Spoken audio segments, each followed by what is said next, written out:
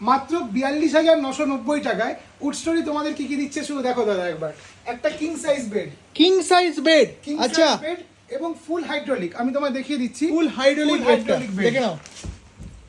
King size bed সেটা কিন্তু থাকছে ফুল হাইড্রোলিক। আরে একদম ফুল হাইড্রোলিক একটা কিং সাইজ বেড থাকবে। আচ্ছা একটা 3 ডোর ওয়ার্ড্রপ থাকবে।